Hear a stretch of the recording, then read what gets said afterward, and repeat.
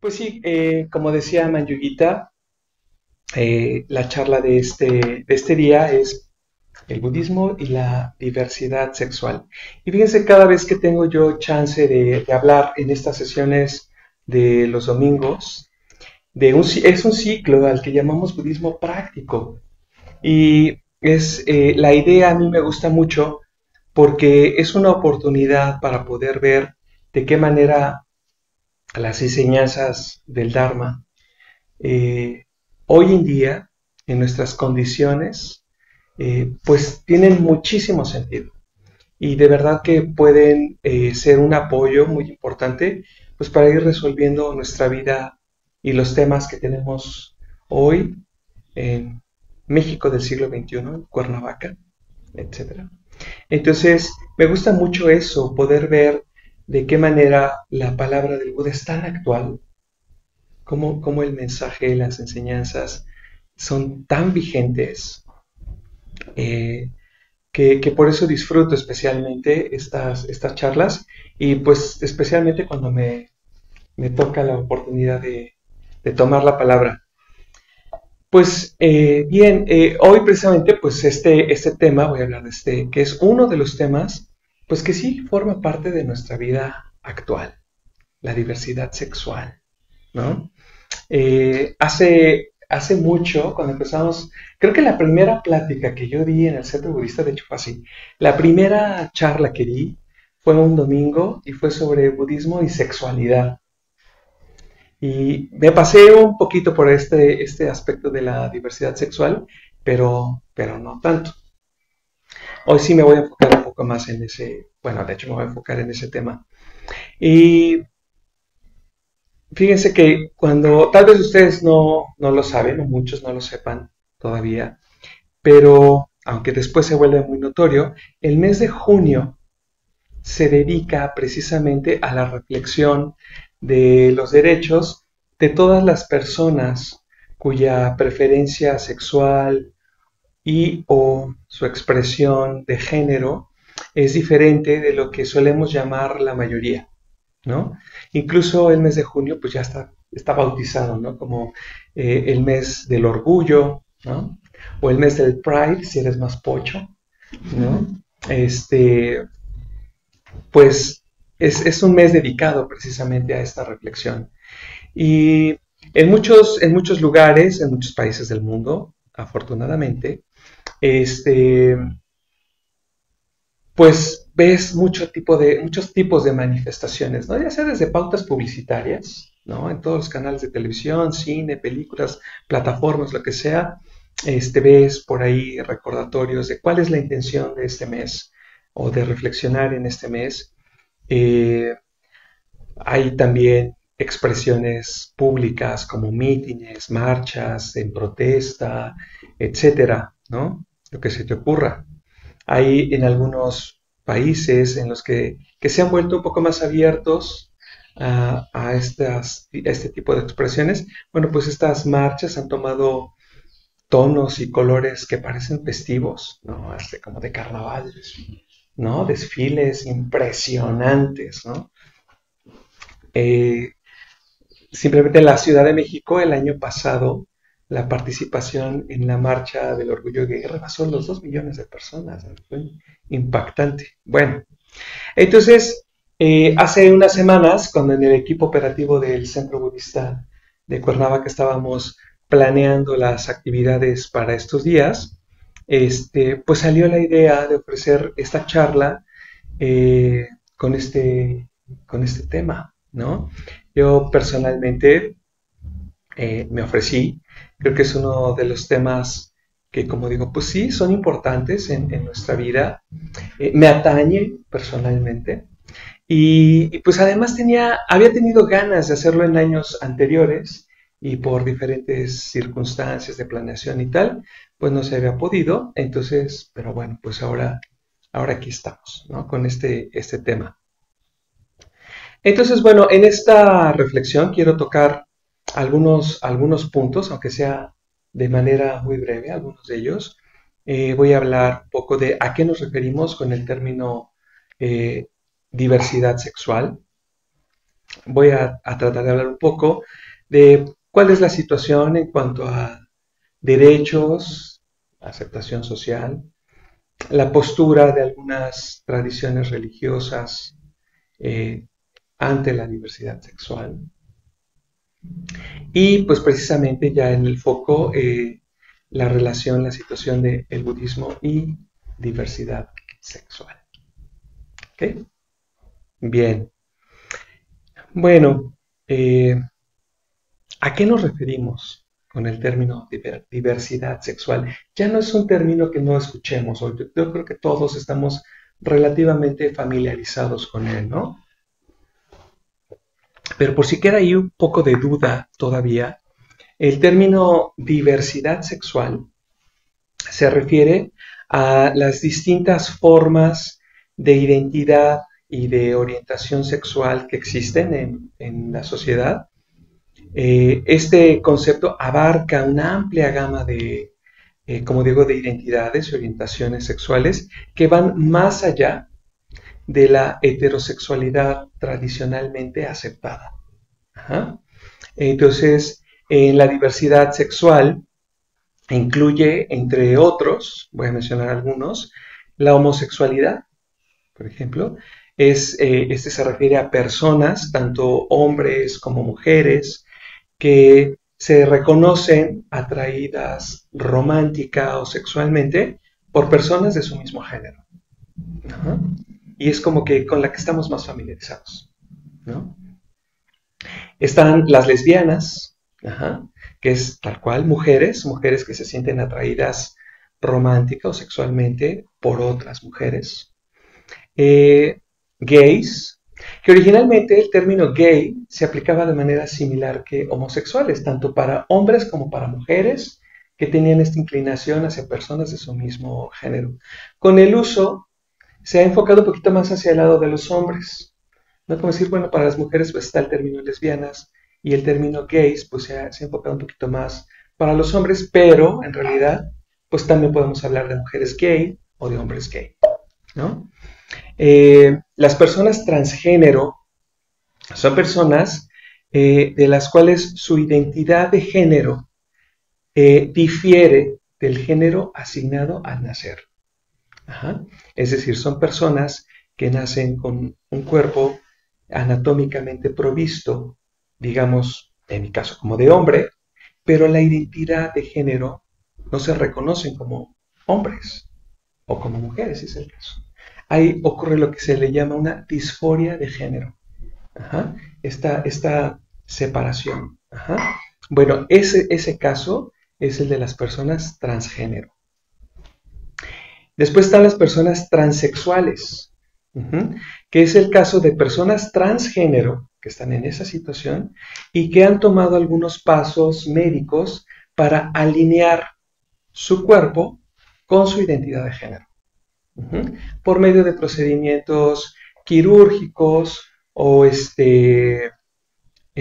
hormonales, etcétera. ¿Sí?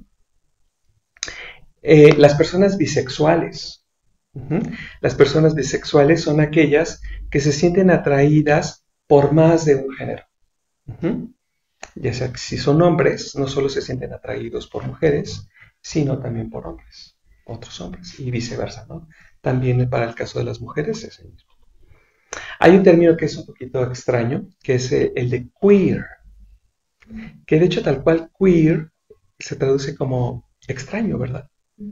Como extraño. Y fíjense que es un término muy inclusivo, ¿no? Que se aplica para personas que no se identifican estrictamente como heterosexuales o cisgénero. Ajá. Generalmente lo podemos notar, por ejemplo, en chavitos muy actuales, que puede ser que sí se reconocen heterosexuales, pero en su expresión de género hay ciertos rasgos que parece ser como que fluyen hacia otro género. Por ejemplo, pues chavos que de repente se pintan las uñas rosas. ¿Por qué no? Porque el rosa les gusta y lo quieren hacer y lo hacen. Chicas que de repente se rapan el cabello. Pues sí, y siguen siendo reconociéndose heterosexuales, ¿no? Entonces, pero el término queer pues se puede aplicar a cualquier persona del espectro de la diversidad, ¿no? Más que nada es una expresión, digamos, externa, ¿no? Eh, Están las personas intersexuales. Son personas que nacen con características sexuales físicas que no encajan del todo con las definiciones típicas de masculino o femenino. Hay una ambigüedad a nivel físico. Es lo que antes, hace mucho tiempo y durante mucho tiempo, se llamaba personas hermafroditas. Ajá. Hoy en día, la descripción de estas condiciones es la de intersexuales, que puede ser muy sutil o muy dramática, ¿no? Dependiendo de los casos. Están las personas asexuales, que son personas que experimentan poca o ninguna atracción sexual hacia otros, pero de manera natural, no como resultado del trauma, por alguna situación o por alguna convicción, sino que naturalmente es como parte de su ser el no reconocer prácticamente ninguna atracción sexual por otras personas.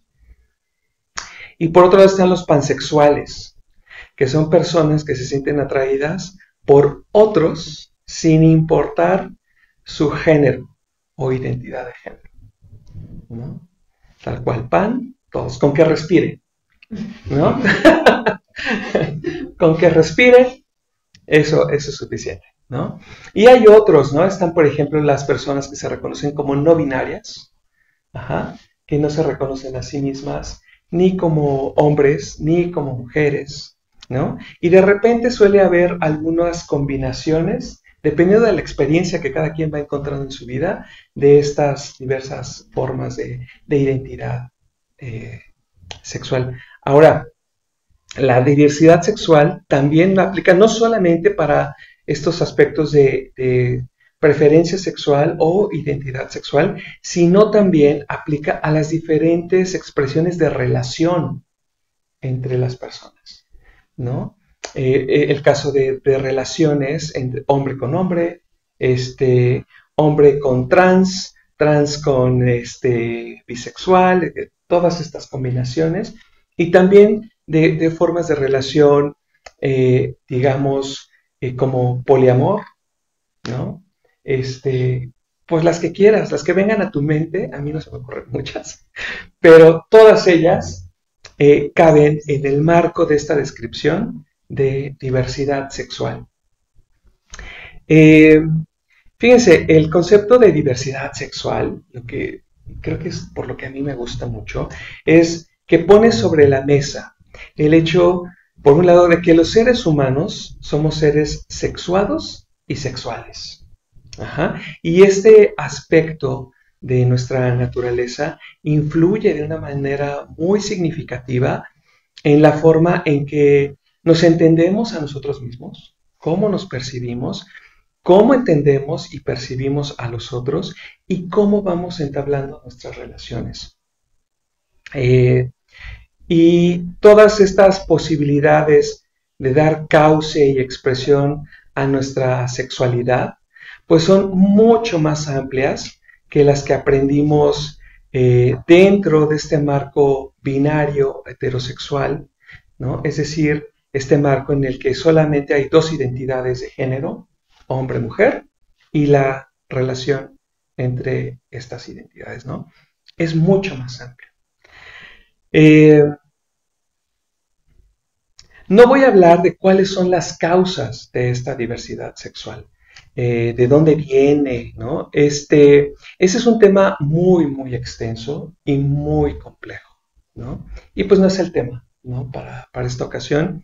Solo me voy a limitar a decir que en los últimos años, yo creo sobre todo en los últimos 20 años, se ha incrementado y hay muchas investigaciones, muchos estudios, análisis en muchas áreas de la ciencia y del conocimiento que han encontrado evidencia desde nivel biológico, condiciones genéticas, psicológicas, sociológicas, etcétera, que ponen, que nos pueden dar certeza que las condiciones de la diversidad sexual tienen una base natural y también social.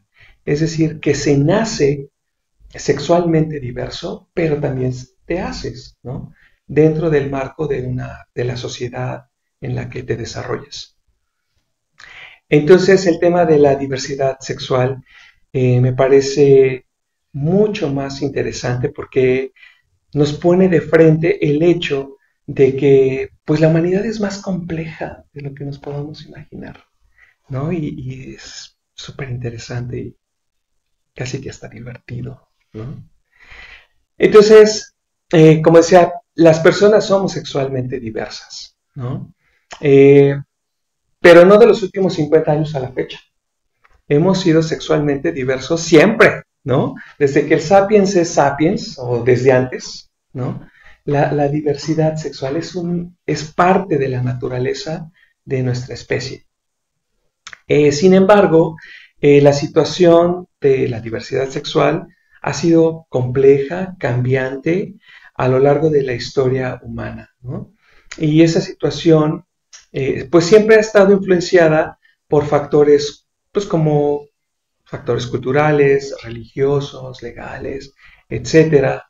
Mientras que en algunos momentos, algunas culturas han aceptado, incluso celebrado la diversidad sexual, otras, por el contrario, pues han reprimido, incluso condenado, ¿no? la diversidad sexual. Con el paso del tiempo y por muchas razones históricas que no da tiempo de explorar, las formas de diversidad sexual fueron teniendo no solo cada vez menos posibilidad de expresión, sino cada vez más y más señalamientos de rechazo y de condena, de manera cada vez más amplia. La homosexualidad llegó a ser considerada como enfermedad mental, desviación de la conducta, un delito, condición antinatura, aberración, posesión demoníaca, etcétera, ¿no? Y eso te sonará como la Edad Media, pero no, todavía hasta el siglo pasado y este mismo, sigue habiendo esta percepción de las personas que estamos dentro de la diversidad sexual. Hacia finales de los años 60, en diferentes partes del mundo, pues hubo una efervescencia, ¿no? Una serie de movimientos en muchos lugares, ¿no? Aquí en México recordamos el 68 y en muchas partes del mundo hubo toda esta serie de movimientos que cuestionaban, ¿no? Las estructuras más conservadoras dentro del sistema social, político, ideológico, y que además se reconocía que frenaban las diferentes posibilidades de desarrollo y expresión en todos los ámbitos, ¿no? Dentro de estos movimientos se lleva la atención especialmente al rol de las mujeres, por ejemplo, dentro de la sociedad, pero también se lleva la atención hacia las posibilidades de vivir con mayor libertad sexual. Y entonces, en esas fechas, las personas sexualmente diversas pues también empiezan como a moverse buscando posibilidad de expresión, ¿no? Hay un acontecimiento que se vuelve significativo en esa época de los años 60, en concreto en 1969, que se conoce como las revueltas o las redadas de Stonewall, ¿no? En Nueva York, en el barrio de Greenwich Village, hay no sé si todavía existe, creo que sí, un bar que se llamaba Stonewall Inn. Y era un bar que era frecuentado por hombres homosexuales y travestis. Y con mucha frecuencia la policía de Nueva York llegaba a este bar, hacía redadas generalmente violentas y se llevaba a todas estas personas presas, ¿no? Entonces, hasta que llegó el momento en que las personas que frecuentaban el Stonewall Inn dijeron basta, ya no más. Y entre el 28 de junio y el 3 de julio de 1969 se armó la rebambaramba. Las personas que asistían a este lugar se empezaron a defender, dicen a taconazos, ¿no? Los travestis sacaban los tacones y pedradas y con lo que podían contra los ataques de la policía. Y este hecho detonó lo que es el movimiento moderno por la búsqueda de derechos de las personas LGBTIQ+, ¿no? Este acrónimo que también, por eso se pone más, porque vete a saber qué más va a llegar, Sergio, ¿no? No solamente en Estados Unidos, sino en todo el mundo. Fíjense, en 1973, la Organización Mundial de la Salud recibe la que parece ser la primera solicitud para retirar la homosexualidad de la lista de enfermedades mentales. Y fíjense, esa solicitud fue presentada por el gobierno de México. México fue el primer país que despatologizó la homosexualidad a nivel mundial. Y fíjense, esta solicitud se presentó ante la OMS en 1973 y fue hasta el 17 de mayo de 1990, o sea, hace 3 días, ¿no? Hace 30 y poquitos años, 34 años, que la OMS retiró la homosexualidad de la lista de enfermedades mentales. Por eso hoy en día, cada 17 de mayo, se celebra, se conmemora el Día Internacional contra la Homofobia, la Transfobia y la Bifobia, ¿no? Entonces, pues bueno, y como decía, pues a partir de estos disturbios en Stonewall, pues este movimiento se ha vuelto mundial y cada vez más numeroso.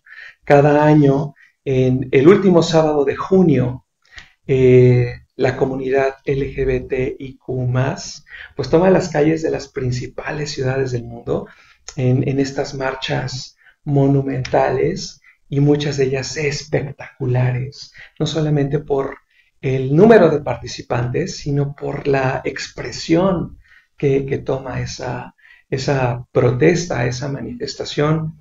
Y todas ellas, cada vez, por muy festivo que se vea, todas ellas tienen el propósito de seguir exigiendo derechos que son fundamentales y que buscan básicamente la igualdad, la dignidad, la protección contra la discriminación y la protección de garantías individuales, ¿no?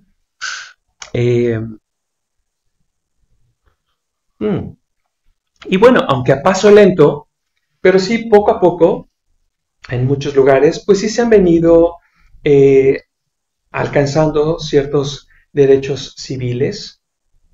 Eh, por ejemplo, hoy en día, pues el matrimonio igualitario, pues en muchas partes está reconocido. La posibilidad de que una pareja homoparental pueda adoptar a un chiquito y darle la posibilidad de tener un desarrollo en familia, la posibilidad de tener acceso a formas de empleo sin la preocupación de ser discriminados por su identidad o expresión de género o preferencia sexual, etcétera. Poco a poco,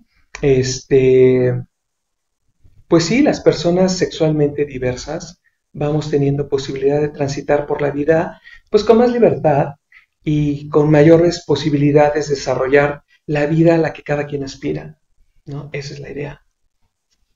No todo está resuelto, por supuesto. Como digo, el paso es lento.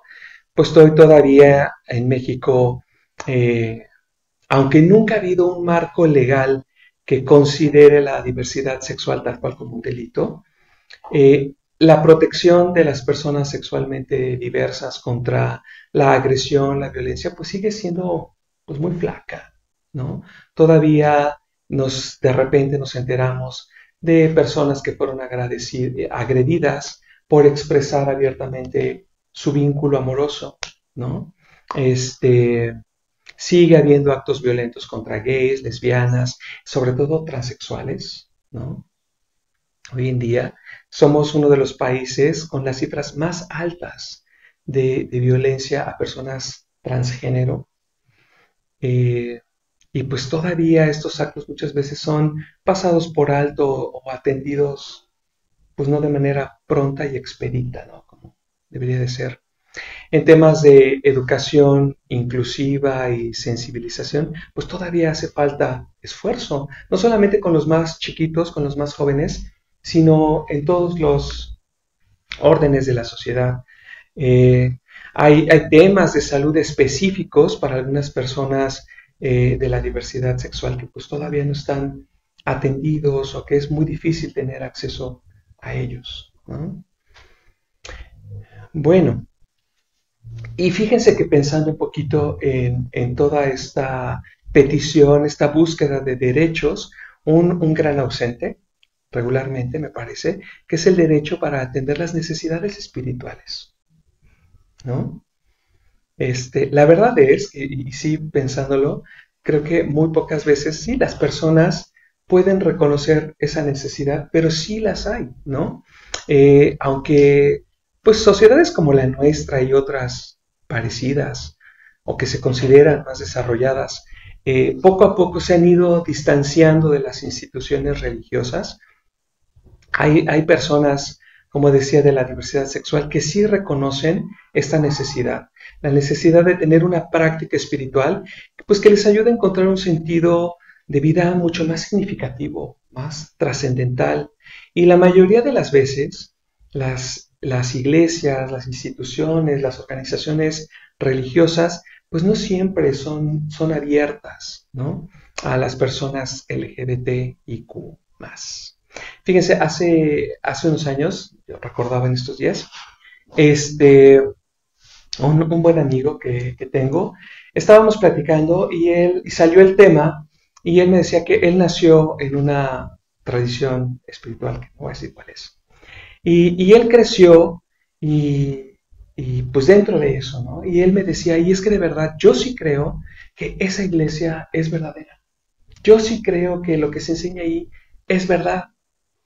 Y él se distanció porque en los estudios de Biblia a los que regularmente iba, pues con frecuencia oía pues que los homosexuales pues es pecado, que son una abominación, que Dios los desprecia, que están condenados, ¿no? Por eso Sodoma está quemada.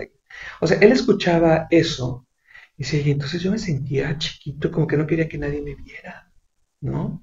Entonces pues vivía con este conflicto en relación con la fe que realmente profesaba, ¿no?, en lo que realmente creía, y notar que eso mismo, por ser quien es, lo repudiaba, pues él lo vivía, pues sí, con mucha tristeza, ¿no? Eh, Hay otras comunidades cristianas en las que no puedes seguir adelante en la formación que ofrecen si no eres una persona casada. Y el matrimonio igualitario, pues no es una opción.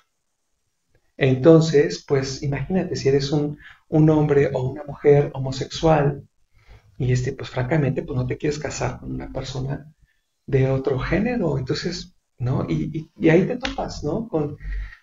No puedes continuar, digamos, ¿no? El proceso, al menos de formación de la iglesia en la que crees.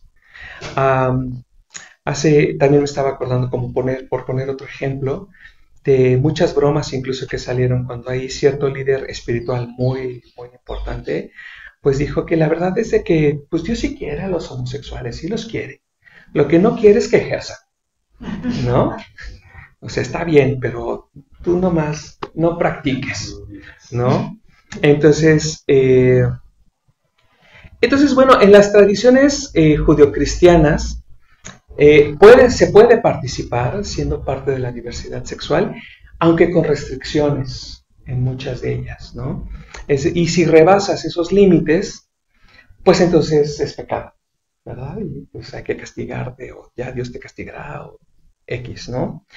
Y pues bueno, de las diferentes tradiciones que derivan del Islam, pues mejor ni hablamos, ¿no? Porque ahí es un no rotundo, inflexible y contundente, ¿no? Parte del islamismo, a la par también de todos los regímenes totalitarios, como es Rusia, como es China. Ese es otro, ahorita está hablando como de, sí, claro. Es, muy fuerte la represión, sí, el repudio sí, y sí, la sí, estigmatización a todas claro. las personas de ese tipo de... Y fíjense, hablando de tradiciones espirituales, en mi propia experiencia, y aquí sí lo voy a mencionar, en la única iglesia cristiana que sí vi una apertura muy sincera y muy franca, fue en la iglesia anglicana, ¿no?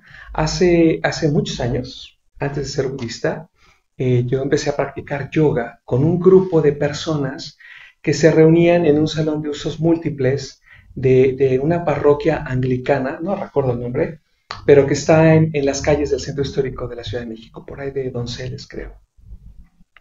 Y el párroco ahí vivía allí con su esposa, porque los sacerdotes anglicanos sí se pueden casar, y él abrió, siendo sensible a la necesidad de estas personas, pues abrió este espacio, ¿no? Donde personas de la diversidad sexual se reunían pues para rezar, para estudiar la Biblia, reflexionar sobre las enseñanzas de Cristo, cantar alabanzas y desarrollar proyectos, ¿no? Que les ayudara como pues a establecer vínculos, crecer.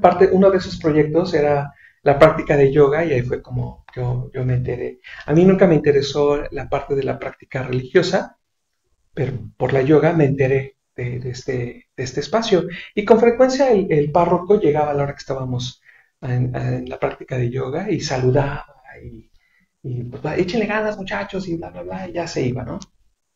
Era muy amable. Pero bueno, pues sí lo quise mencionar como una excepción pues significativa. Eh, bueno, ¿qué pasa con el budismo? Fíjense, yo llegué por primera vez al Centro Budista de la Ciudad de México por ahí del 2007. Eh, y en esos días yo estaba en una etapa de mi vida que estaba disfrutando mucho. Estaba disfrutando mucho mi vida, cómo estaba aconteciendo en esos días. Estaba yo iniciando con un trabajo que me gustaba, que sí me gustaba mucho, y al que le puse muchas expectativas, que por supuesto no se cumplieron, pero yo en esos momentos ahí estaba, ¿no? Poniéndome la camiseta. Y al mismo tiempo, pues me hice de un grupo de amigos, me encontré con un grupo de amigos gays, con los que pues me divertí muchísimo, ¿no? Con ellos pues fui explorando el ambiente gay de la Ciudad de México y de ellos aprendí mucho, ¿no? En muchos sentidos. Y hasta la fecha pues los quiero mucho, ¿no? Ya no nos vamos de antro, pero bueno, ellos sí, pero yo no. Pero pues bueno, mantengo mi conexión con ellos y les quiero muchísimo. Y además, en esos días, pues como digo, practicaba yoga y entonces ya me sentía pues como un poquito más animado a encontrar una práctica espiritual, pues eso, que le diera sentido significativo a mi vida. Entonces, bueno, llegué al Centro Budista de la Ciudad de México.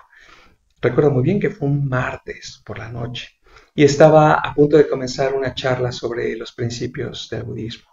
Entonces yo me metí, tomé mi lugar, así como aquí, acomodé mi cojincito y entonces hice un paneo como para reconocer al resto de la audiencia. Y como era mi costumbre en esos días, mi primer pensamiento fue, creo que el 50% de los hombres que están aquí son gays, ¿no? Fue lo que yo pensé. Y tal vez no era así, ¿no? Tal vez era como el 70. No, pero lo que sí pude notar, sí, que era clara la presencia de personas sexualmente diversas y que todo mundo se encontraba, digamos, como muy cómodo, ¿no? Yo mismo me sentí muy bienvenido, ¿no? Y en una atmósfera, en un ambiente en el que estaba bien ser quien eres. Está muy bien ser quien eres, ¿no? Con el paso del tiempo, conforme me fui involucrando cada vez más con el movimiento Triratna, pues sí pude confirmar que el tema de identidad de género, preferencia sexual, pues nunca ha sido un impedimento para ir adelante, ¿no? En esta práctica espiritual. Absolutamente para nada.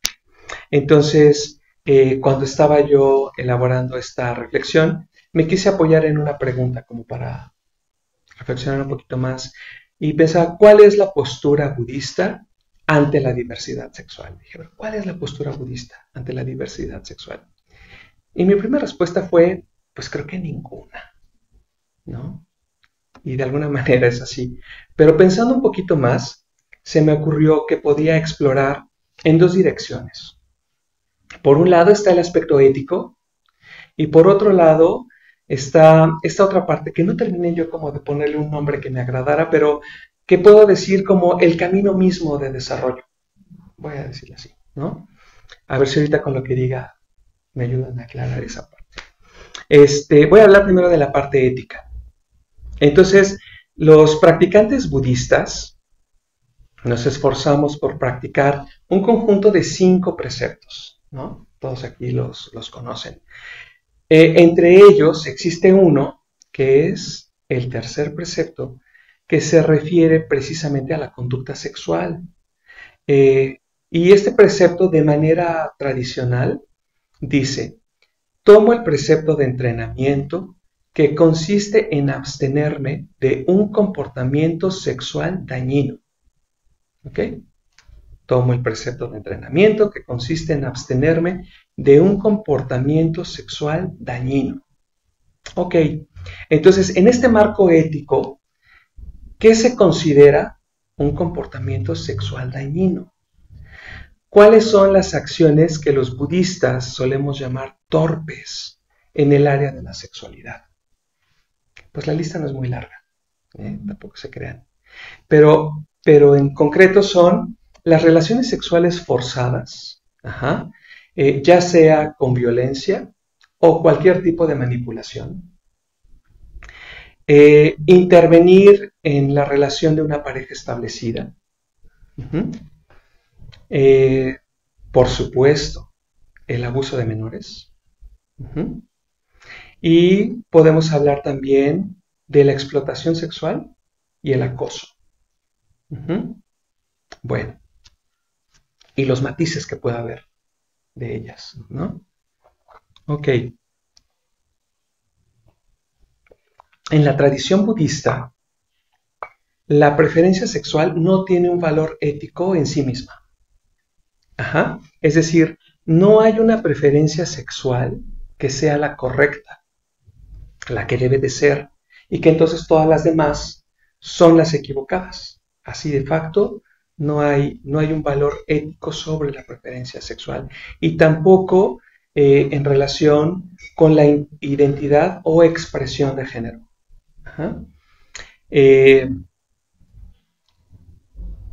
Con lo que se refiere a la conducta sexual, la ética budista más bien nos lleva a poner atención en que nuestras intenciones no tengan como base lo que nosotros solemos llamar estados mentales torpes. Es decir, que tengamos el cuidado de que nuestras acciones, en este caso en el área de la sexualidad, no deriven en un deseo compulsivo de obtener placer sexual. Y que tampoco deriven en el deseo explícito de causar daño a otra persona o anularla como ser humano, vulnerar su dignidad como persona. Este precepto más bien nos invita a tener cuidado de no causar daño a otros al intentar satisfacer nuestros deseos de manera más egoísta. Entonces, ese es el tema, llevar la atención no al tema de la preferencia, sino a las intenciones, ¿no? Entonces, bueno, pues todas las formas de relación sexual que se desarrollan en la diversidad sexual, pues no se consideran dañinas en sí mismas, siempre y cuando pues no sean forzadas, manipuladas, que no dañen una relación establecida, menores de edad, que no haya acoso, etc., ¿no? Todo esto. Y que la intención que está en el fondo no sea esa ha de hacer daño, ¿no? ¿Desde qué estado mental estás entrando en relación con otra persona? Bueno, eh, hay más de lo que se puede decir en el aspecto de la ética y la sexualidad, pero creo que ya puse el punto. Lo voy a dejar ahí. Y de cualquier manera voy a hablar más de la ética en la sexualidad en la sesión del jueves. Por si andan por aquí y quieren venir. Ese va a ser el tema de la charla de este jueves.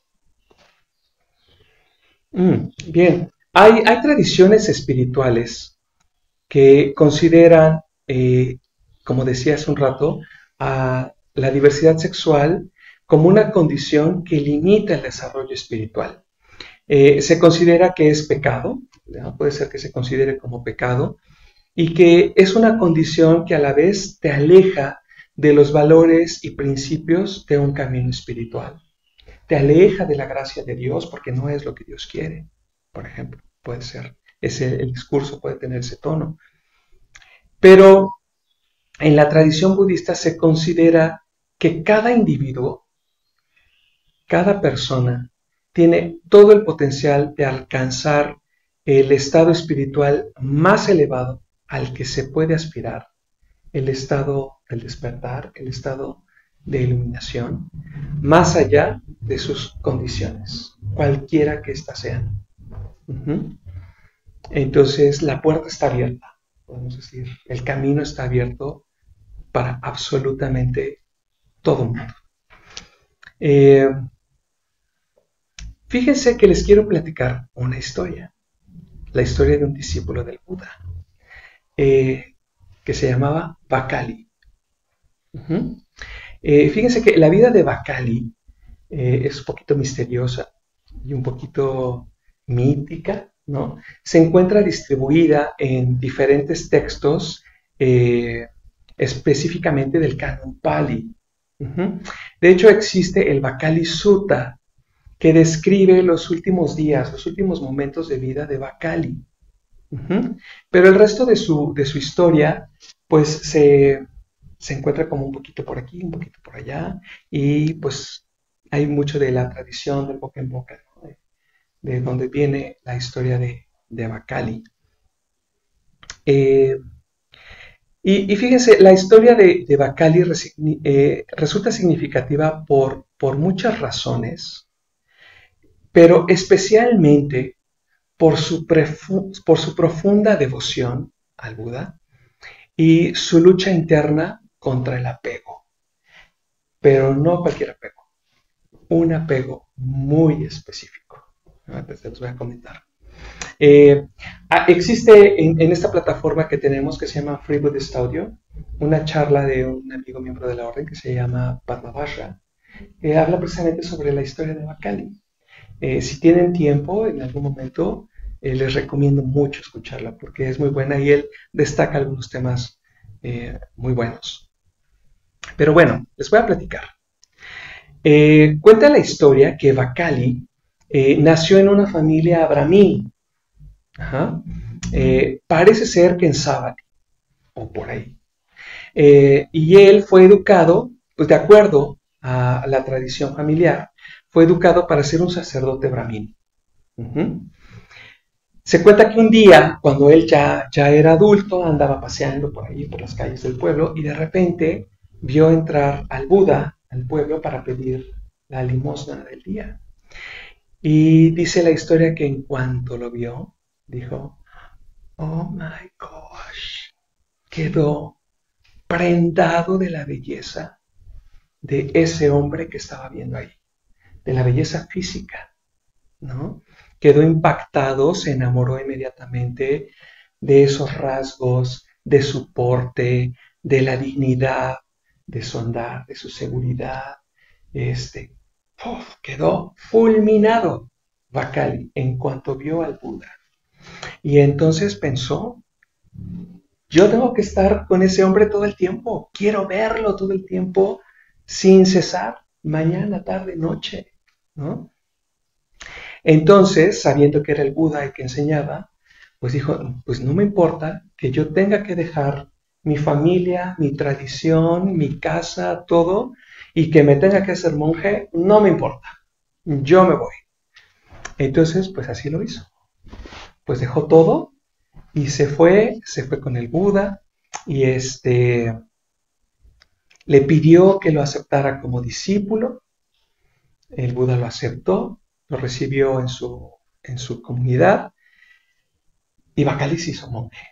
Parece ser que cuando Bakali se hizo monje fue en el periodo que se conoce como el retiro de las lluvias o de la época de lluvias, que es lo que dura el monzón, ¿no? El verano en la India.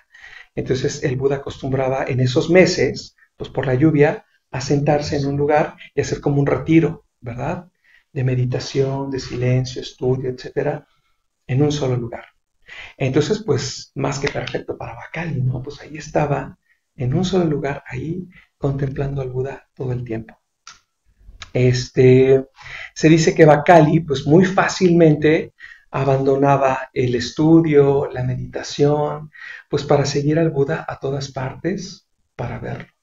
Estaba obsesionado con la belleza del Buda. Y, por supuesto, el Buda se dio cuenta. ¿Y qué creen que hizo? Nada. Ajá. El Buda no hizo nada en ese momento. No le dijo, oye, ¿tú qué te traes? ¿Qué te pasa? ¿No? ¿Por qué me miras con esos ojos? Nada, ¿no? El Buda pacientemente esperó. Quiso esperar a que el conocimiento del Dharma que estaba teniendo Bakali madurara un poquito para poder entonces conversar con él. Y cuando el Buda se dio cuenta que Bakali pues podía estar mejor dispuesto para recibir una enseñanza, entonces se dirigió hacia él. Y lo que le dijo fue más o menos esto. Dice, Bakali, ¿qué buscas en esta masa decadente que es mi cuerpo? ¿Qué buscas aquí? El que contempla el Dharma, me contempla a mí. El que me contempla a mí, contempla el Dharma. Le dio esa como un cual, ¿no? Sin embargo, pues la verdad era que Bakali era tan fuerte el apego hacia la belleza del Buda que esa exhortación no tuvo un efecto, al menos en ese momento. Pero como que la semillita ahí quedó, podemos decir. Pues imagínate que ahí quedó. Entonces, y él seguía al Buda a todas partes. Seguía alimentando su sed de belleza que encontraba en el Buda. Entonces, pues termina la temporada de lluvias y el Buda pues cierra el retiro, ¿no? Y pues entonces ya despide a todos los monjes, dice, vayan adelante, vayan a compartir el Dharma, y entre ellos a Bakali. Dice, Bakali, órale, ve adelante. Pues obviamente Bakali se súper saca de onda, ¿no? Se súper entristece, se enoja, pero es que cómo es posible, ya no lo voy a ver, ya el Buda no va a hablar conmigo, y se va, ¿no? Se va con el corazón pues destrozado, ¿no? Completamente triste. Se dice que era tan grande la aflicción de Bakali después de un tiempo que el Buda la notó. De alguna manera percibió esa aflicción y entonces fue a visitar a Bakali, que aparentemente se estaba quedando en algún lugar alrededor del Pico del Buitre, ¿no? Por ahí en alguna cuevita o algo así, ¿no? Y entonces el Buda fue y le dio instrucciones para perseverar en la meditación. Le fue a dar, a ver, Bakali, mira, te vas a sentar, vas a hacer, ¿no? Y como cierre, para completar esta formación que le dio, le dirigió unos versos que se encuentran en el Dhammapada, en el capítulo El monje, creo que se llama, el buscador, ¿sí? El buscador. Ahí están estos versos, es el penúltimo parrafito de este capítulo del Dhammapada, que dice algo así. lleno de alegría, lleno de confianza en la enseñanza del Buda, el monje obtendrá el estado de paz, sin que puedan afectarlo más los fenómenos condicionados, ¿no? Esos son los versos con los que cierra la formación que en ese momento el Buda le da a Bakali. Bakali se va en ese momento, digamos, un poco más confortado por la visita y la enseñanza que recibió, y se va al bosque. Estas palabras del Buda le fueron ayudando poco a poco a suprimir este apego a la belleza del Buda que él tenía, el apego a la belleza condicionada, transitoria y sin sustancia, ¿no?, del cuerpo del Buda. Se dice que Bakali, como decía, se retiró al bosque a practicar en soledad, en silencio, durante mucho tiempo, pues no se sabe cuánto, pero que en algún momento se reunió con otros monjes con los que practicó en comunidad. Y se mantuvo perseverante en la práctica de los preceptos, en la práctica de meditación, en la reflexión de las marcas de la naturaleza condicionada de los fenómenos. Entonces, de repente un día, pues Bakali cae enfermo. Cae gravemente enfermo. A tal grado que, pues postrado, le suplica a sus amigos que vayan con el Buda y que le pidan que por favor vaya a verlo, ¿no? Entonces sus amigos van con el Buda acepta y el Buda visita a Bakali.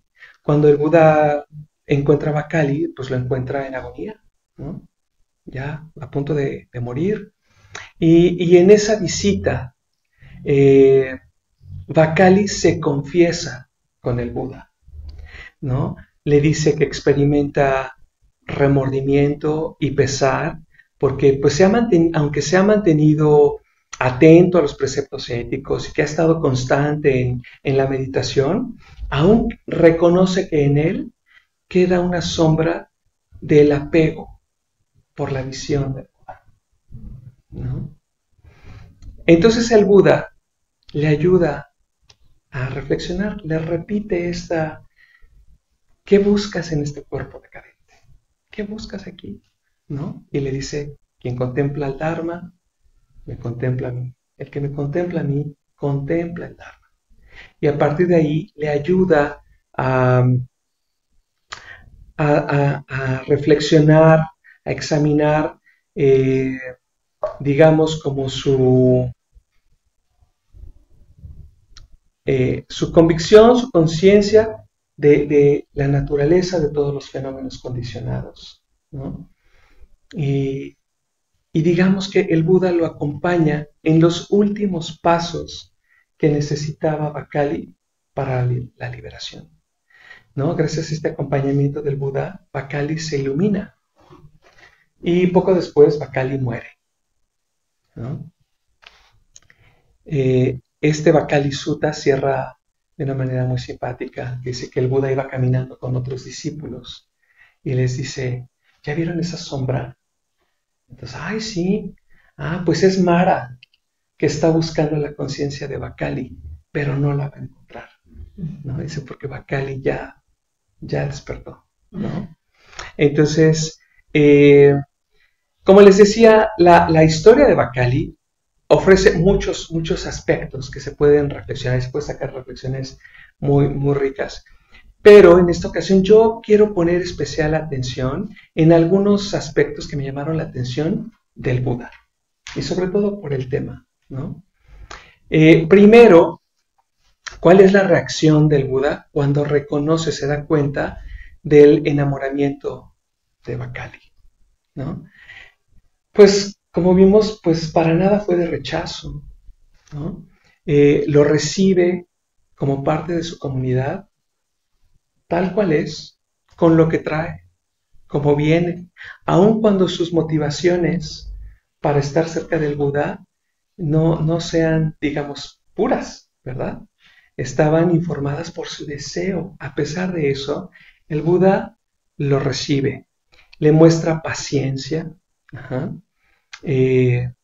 espera el momento indicado en el que Bacali pueda ser más receptivo para recibir una enseñanza que abra su visión. Otro aspecto que es interesante es que el Buda se muestra realmente preocupado, interesado por el crecimiento de Bacali. Se aproxima con él, le da esta enseñanza y no solamente eso, llegado el momento, lo manda lejos, ¿no? Lo aparta de sí, pues para que Bacali pueda reflexionar en soledad, en silencio, que por él mismo desarrolle, ¿no?, su potencial. Pero al mismo tiempo, mientras que lo manda lejos para que Bacali haga su propia chamba, el Buda se mantiene atento, ¿no? Cuidando de Bacali, de manera que, pues, que no se vaya a perder su potencial hacia el despertar, ¿no?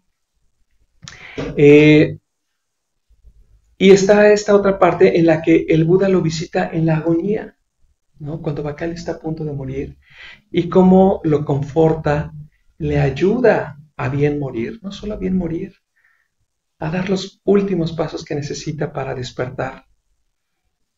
Lo acompaña en esos pasos hacia la liberación total, ¿no? Esa manera de responder del Buda es la que a mí especialmente en esta historia de Bacali me conmueve y me parece muy significativa.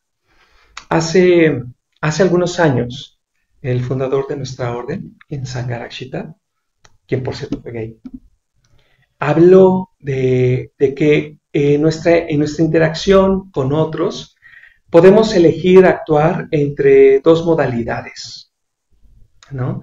Una de ellas es el modo del poder. Ajá. Esta modalidad es esta en la que yo busco imponer mi propio ego sobre los demás y se centra en el control, en la dominación, la autoridad, la influencia, es la negación del otro, en su sentido más extremo, digamos, ¿no?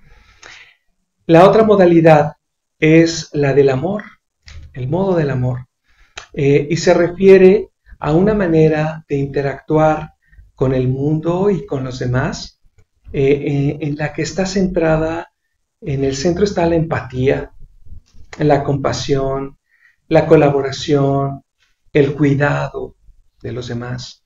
En el modo del amor, no solamente me intereso por el desarrollo de los demás, me involucro activamente en ese proceso, ¿no? Y es precisamente, retomando esta historia, este es el modo de actuar que yo veo en el Buda, en la historia de Bacali. Si retomo esta pregunta de cuál es la postura del budismo ante la diversidad sexual, y cuando digo la postura del budismo, quiero referirme a la postura de los practicantes budistas ante la diversidad sexual, pues la respuesta no puede ser otra más que la del modo del amor, siguiendo el ejemplo del Buda en esta historia con Bacali, ¿no? Nuestra postura como practicantes budistas, pues debería de ser una postura en la que no hay rechazo, ¿no? Tomando la oportunidad de recibir a cada quien tal cual es, ¿no? Fíjense que es muy enriquecedor en muchos aspectos poder ser abiertos a la novedad que representa cada persona. Cada persona puede aportar algo a tu experiencia de vida que no te va a aportar nadie más, ¿no? La participación de cada quien es única, ¿no?, y te enriquece de una manera única de interacción con cada persona. Entonces, pues bueno, ese es un aspecto. Y por otro lado, estando de este lado, no saben qué maravilla es poder encontrar un espacio en el que nunca vas a ser señalado, criticado o juzgado por razón de tu preferencia sexual, ¿no? En que nunca nadie te va a levantar una ceja, ¿no? Si de repente te fuiste medio chueco, ¿no? Que nadie se va a reír de ti, que nadie te va a atacar. Es así como, es increíble encontrarte un espacio en el que no te sientes vulnerable, en riesgo de que te digan fenómeno desviado, bla, bla, bla, bla, bla, bla, bla. Es un oasis. Otro aspecto que me parece significativo que debe estar en la postura de los practicantes budistas ante la diversidad sexual es la empatía. Ajá. La empatía en la que tú puedes tomar conciencia de que la condición de diversidad sexual es fuente de sufrimiento. Como nosotros decimos, es dukkha. Ajá. Y nuestra disposición entonces puede ser compasiva, ¿no?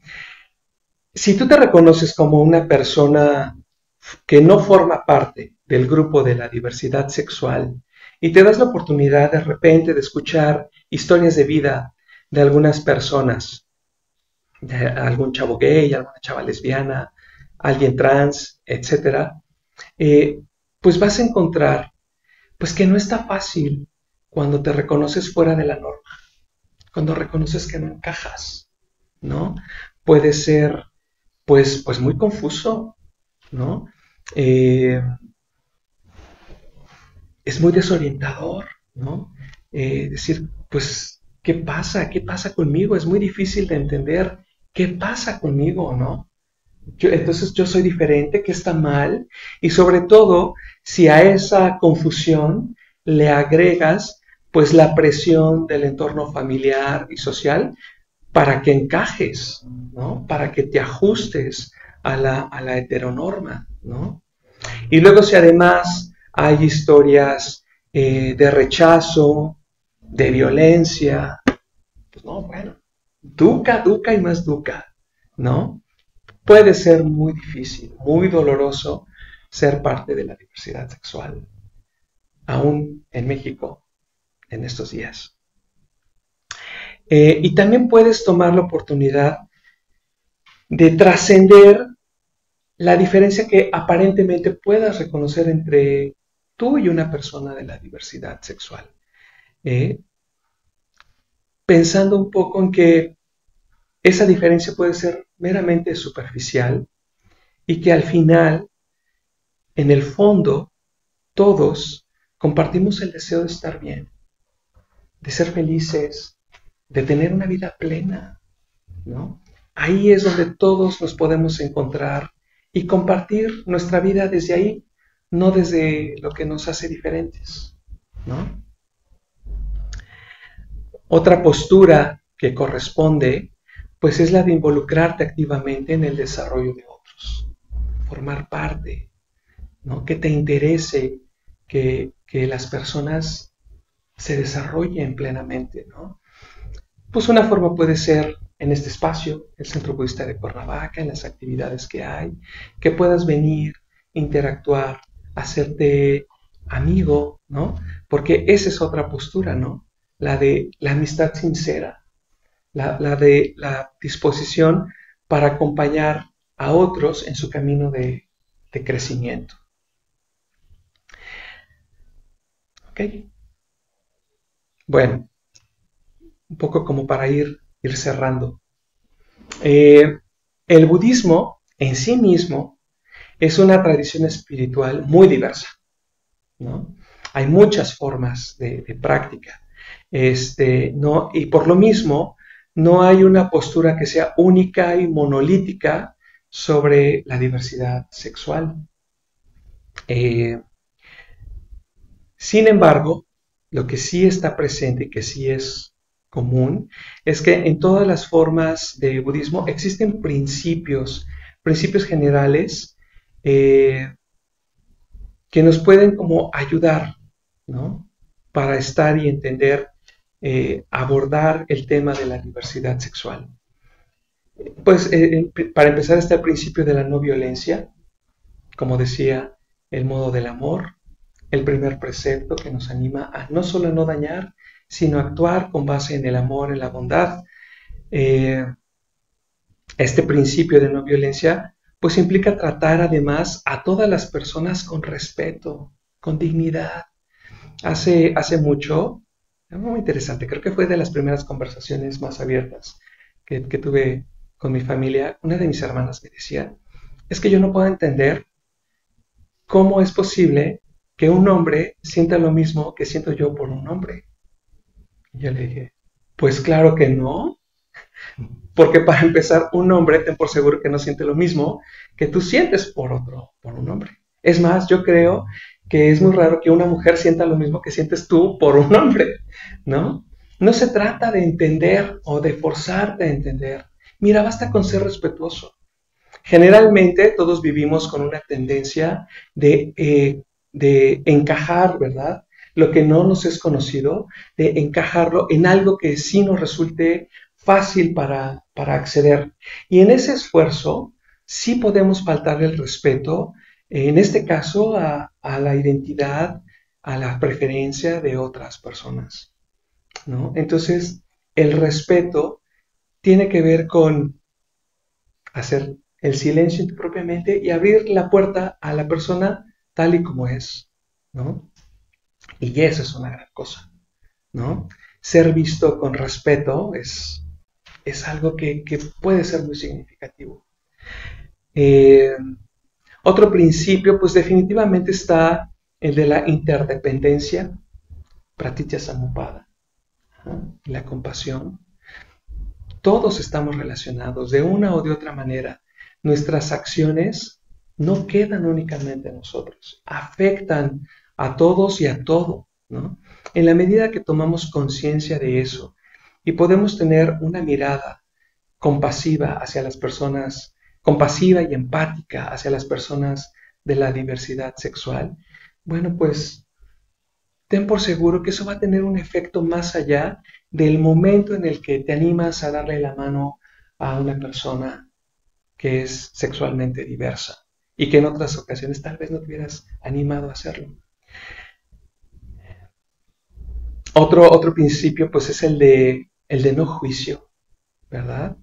Eh, en las raíces de las enseñanzas budistas está la enseñanza al desapego, la liberación de los juicios, a poder reconocer que nuestros puntos de vista pueden estar equivocados.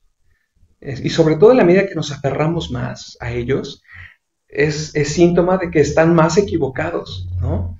Entonces podemos tomar conciencia de eso y darnos la oportunidad de cambiar la actitud por una pues eso, de mayor apertura, de una nueva capacidad de escucha que poco a poco nos vaya ayudando a liberarnos a nosotros mismos de todos los juicios que traemos cargados en nuestra propia mente, en nuestra propia psique, ¿no? Eh, a mí me ha pasado, en términos como de personas que se liberan de sus propios juicios, algún par de experiencias aquí con amigos que vienen aquí, que son heterosexuales, que se permiten demostrarme cariño de una manera tan rica, que se animan a saludarme con un beso en la mejilla, que me abrazan y hasta inclinan la cabeza, y dices, ay, ¿no? No solamente es cariño, es respeto, pues aquí estoy contigo y tú conmigo, y somos amigos, y eso está increíble, ¿no? Y ya finalmente, hoy en día, pues sí, la práctica budista, especialmente en regiones del mundo occidentalizadas, pues sí, muchas comunidades budistas han adoptado posturas abiertamente inclusivas para personas LGBTIQ+, ¿no? Ofreciendo actividades explícitas para personas de esta comunidad.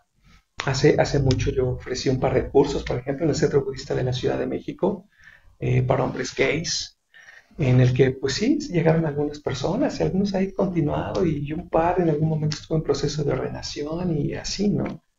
Entonces, eh, pues esto ocurre, ¿no? Con mucha frecuencia en centros como Triratna. Y de manera particular, pues Triratna misma, ¿no? Que es un espacio en el que la posibilidad de ser siendo quien eres, con lo que traes en tu propio costal y a partir de ahí llevar a cabo tu práctica espiritual, pues la verdad es como una bendición. Entonces, bueno, pues por ahí es lo que yo se me ocurrió que quería compartirles. Seguro que hay mucho más de lo que se puede decir, pero pues ya estamos en el tiempo. Muchas gracias.